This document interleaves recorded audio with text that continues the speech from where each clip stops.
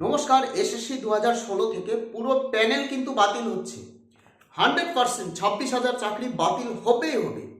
কলকাতা হাইকোর্টে ডিভিশন বেঞ্চে এই মামলাটি যখন ওঠে, এসএসসি 2016 26,000 চাকরি বাতিল মামলাটি, একটা ইউটিউব চ্যানেলে আমি বারবার বলে গেছিলাম যে 100% তদন্তের গতি প্রকৃতি দেখে আমি বলেই দিয়েছিলাম যে চাকরি বাতিল হবে। যাই হোক, আমার কথা কেউ বিশ্বাস করেনি এবং আমি আজকেও 100% আমি লিখে দিচ্ছি যে পুরো প্যানেল কিন্তু বাতিল হচ্ছে। আপনাদের মনে রাগ হতেই পারে যে আমরা যোগ্য, আমাদের চাকরি কেন বাতিল হবে। আপনাদের চাকরি কেন বাতিল হবে জানেন? যোগ্যদের চাকরি কেন বাতিল হবে জানেন? আমি সেই যুক্তি আপনাদের সামনে তুলে ধরছি এবং এই ধরনের যুক্তি আমি কলকাতা হাইকোর্টে ডিভিশন বেঞ্চে রায় দেওয়ার আগে একটা ইউটিউব চ্যানেলে বলেছিলাম, কেউ বিশ্বাস করতে পারেনি। যাই হোক, যারা আমাকে দেখেছে এর আগে ইউটিউব চ্যানেলে, তারা হয়তো বুঝতে পারছে যে আমি ঠিকঠাকই বলেছিলাম এবং আমি এখনো বলছি পুরো প্যানেল 100%ই বাতিল হবে। পৃথিবীর কোনো শক্তি আটকাতে পারবে না। যদি এসএসসি 2016 থেকে পুরো প্যানেল বাতিল না হয়, তাহলে ভেবে নিন যে আমাদের রাজ্যে চুরি বা দুর্নীতি কোনোদিনই থামবে না। হয়তো আপনারা ভাবছেন যে আমরা যোগ্য, আমাদের চাকরি থাকবে, কিন্তু সেগ্রিগেশনের কোনো পথেই হাঁটেনি, সেগ্রিগেশনের কোনো চিহ্ন এখনো পাওয়া যায়নি। কিভাবে সেগ্রিগেশন করা যাবে সেই পদ্ধতি এখনো অ্যাপ্লাই করেনি রাজ্য সরকার বা এসএসসি। সেগ্রিগেশনের কোনো চিহ্নই নেই। সেগ্রিগেশন কিভাবে সম্ভব হবে? আসল ওএমআর শিট নেই, কি দেখে সেগ্রিগেশন হবে? যে ডিজিটাল ওএমআর শিট বা যে ডেটা রয়েছে বা সিবিআই দ্বারা উদ্ধৃত ওএমআর শিট বা স্ক্যান কপি, যাই হোক না কেন, এসএসসি 2016 থেকে প্রায় 42,000 চাকরির মধ্যে, এসএসসি 2016 থেকে প্রায় 26,000 চাকরির মধ্যে 42% চাকরি বেআইনিভাবে হয়েছে। সিবিআই যেটা ডেটা উদ্ধার করেছে বা যা তথ্য উদ্ধার করেছে বা আসল ওএমআর শিটের স্ক্যান কপি বা মিরর কপি যেটাই উদ্ধার করেছে, সিবিআই কিন্তু গ্যারেন্টি নিচ্ছে না যে এখানে কারচুপি করা যায় না। অর্থাৎ উদ্ধৃত ওএমআর শিট বা উদ্ধৃত যা তথ্য পেয়েছে সিবিআই বলতে চাইছে যে এখানে হয়তো কারচুপি করা হয়েছে বা কারচুপি করা সম্ভব।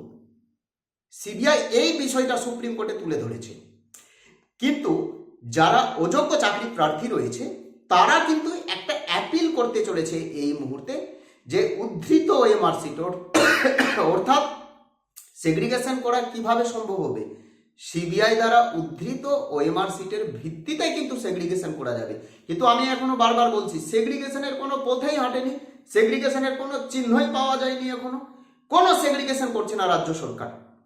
আমার মনে হচ্ছে তদন্তের গতি প্রকৃতি দেখে মনে হচ্ছে যে এই মামলাটি 2025-এও মনে হচ্ছে না যে ফাইনাল নিষ্পত্তি হবে। তো যাই হোক, সেগ্রিগেশন করার একটাই উপায় হচ্ছে যে উদ্ধৃত ওএমআর শিট কার দ্বারা? সিবিআই দ্বারা উদ্ধৃত ওএমআর শিট, এবং সিবিআই দ্বারা উদ্ধৃত ওএমআর শিট মানতে নারাজ হচ্ছে অযোগ্য প্রার্থীরা। এই 26,000-এর মধ্যে প্রায় 42% চাকরি অর্থাৎ 42% প্রার্থী রয়েছে, শিক্ষক তথা অশিক্ষক কর্মী রয়েছে যারা বেআইনিভাবে চাকরি পেয়েছে।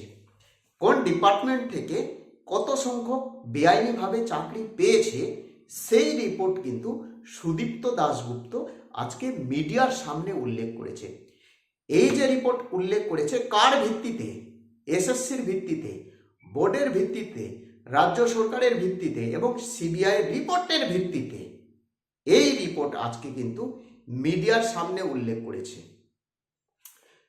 সুদীপ্ত দাশগুপ্ত মহাশয় একটি পেপারে উল্লেখ করেছে যে গ্রুপ ডি এর ক্ষেত্রে প্রায় 4,385 জন বেআইনিভাবে চাকরি পেয়েছে। গ্রুপ ডি এর ক্ষেত্রে, এসএসসি গ্রুপ সি এর ক্ষেত্রে 2,408 জন বেআইনিভাবে চাকরি পেয়েছে, অর্থাৎ শূন্য খাতা জমা দিয়ে চাকরি পেয়েছে, 6-7 পেয়ে চাকরি পেয়েছে, পরীক্ষা না দিয়েও চাকরি পেয়েছে। নবম দশম শ্রেণী থেকে প্রায় 2,902 জন শিক্ষক ইল্লিগালভাবে, বেআইনিভাবে, অসৎ পথে চাকরি পেয়েছে, অর্থাৎ টাকা পয়সা দিয়ে, ঘুষ ঘাস দিয়ে চাকরি পেয়েছে। একাদশ দ্বাদশ শ্রেণীতে মাল্লু দিয়ে অর্থাৎ মাল দিয়ে, নেতা মন্ত্রীর পা চেটে, দালাল মারফত বা ওএমআর শিট জালিয়াতি করে বা র্যাঙ্ক জ্যাম্প করে অর্থাৎ ইল্লিগালভাবে বা বেআইনিভাবে বা অসৎ পথ অবলম্বন করে একাদশ দ্বাদশ শ্রেণীতে প্রায় 1055 জন চাকরি পেয়েছে। আমি যদি অঙ্কের হিসেবে যাই তাহলে 25,844 জন চাকরি প্রার্থীর মধ্যে অর্থাৎ SSC group C group D তথা শিক্ষক বা অশিক্ষক কর্মী প্রায় 25,844 জনের মধ্যে 10,750 জন ইল্লিগালভাবে চাকরি পেয়েছে। অর্থাৎ 42% চাকরি প্রার্থী যারা রয়েছে এই মুহূর্তে তারা ইল্লিগালভাবে চাকরি পেয়েছে। এই প্রায় 26,000-এর মধ্যে প্রায় 42% যারা চাকরি প্রার্থী রয়েছে তারা কিন্তু ইল্লিগালভাবে চাকরি পেয়েছে। দেখুন, সিবিআই রিপোর্টের ভিত্তিতে কিন্তু সেগ্রিগেশন করা সম্ভব হবে, কিন্তু সেগ্রিগেশনের কোনো চিহ্নই এখনো পাওয়া যায়নি এবং সিবিআই দ্বারা উদ্ধৃত ওএমআরশিট মানতে নারাজ হচ্ছে এই ইল্লিগাল প্রার্থীরা, ভুয়ো চাকরি প্রার্থীরা বা যারা অসৎ পথ বা অসৎ উপায় অবলম্বন করে চাকরি পেয়েছে। এই অযোগ্য প্রার্থীরা কিন্তু এবার সুপ্রিম কোর্টে চ্যালেঞ্জ করতে যাচ্ছে যে সিবিআই দ্বারা উদ্ধৃত ওএমআরশিট আমাদের নয়। তাহলে সিবিআই গ্যারেন্টি নিক যে উদ্ধৃত ওএমআরশিটে কারচুপি করা যায় না বা এডিট করা যায় না। সিবিআই কি গ্যারেন্টি নেবে?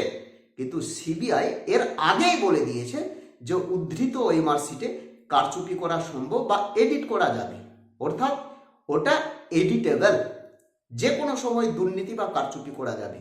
এবং সেটাই যে আসল ওএমআরশিটের মিরর কপি বা স্ক্যান কপি, সেই বিষয়টা সিবিআই কিন্তু গ্যারেন্টি নিচ্ছে না। তাহলে কে গ্যারেন্টি নেবে উদ্ধৃত ওএমআরশিট সেটা আসল বা তার মধ্যে 100% সত্যতা রয়েছে? সিবিআই গ্যারেন্টি নিচ্ছে না। যখন তদন্তকারী সংস্থা গ্যারেন্টি নিচ্ছে না, তাহলে আর কে নেবে গ্যারেন্টি? এর থেকে তো বড় তদন্তকারী সংস্থা আমাদের দেশে নয়, আমাদের দেশে তো আর নেই এর থেকে বড় তদন্তকারী সংস্থা।